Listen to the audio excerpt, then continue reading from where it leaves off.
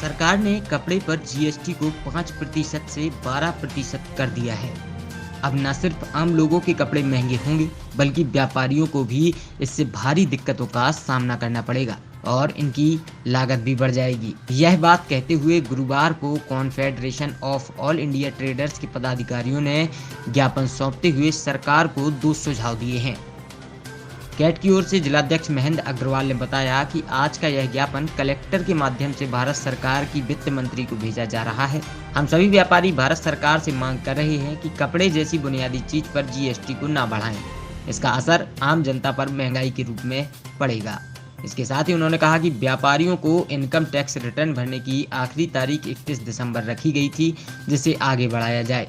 उन्होंने यह भी कहा कि सरकार को जीएसटी के संबंध में एक टास्क फोर्स गठित करनी चाहिए, जिसमें व्यापार क्षेत्र के प्रतिनिधियों को सम्मिलित कर उनके सुझावों के आधार पर नीति निर्धारण किया जाए।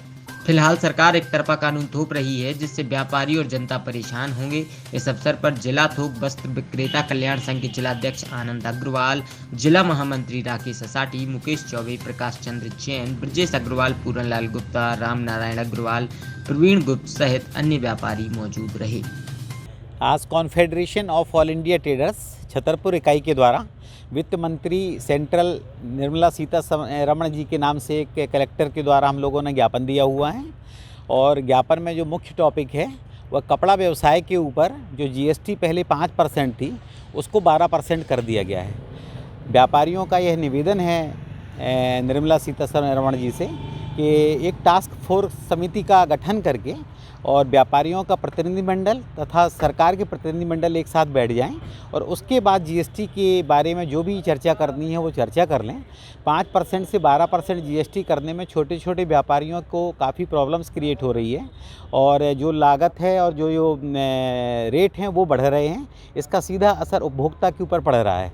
तो इसकी वजह से हम लोगों का व्यापारियों का निवेदन है कि जो 12% जीएसटी कर दी गई है उसको पुनः 5% किया जाए।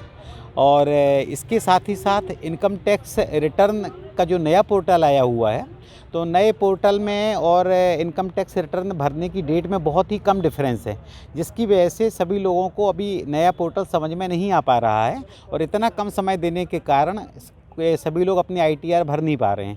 उनसे एक निवेदन ये भी है कि जो इनकम टैक्स रिटर्न भरने की लास्ट डेट उन्होंने 31 दिसंबर रखी हुई है, इसमें भी इजाफा करके कम से कम 1 महीने का समय और दिया जाए। तो इन्हीं 2 पॉइंटों को लेकर के आज confederation of all India traders Chhatarpur इकाई ने कलेक्टर महोदय को वित्त मंत्री जी के नाम से ज्ञापन दिया हुआ है।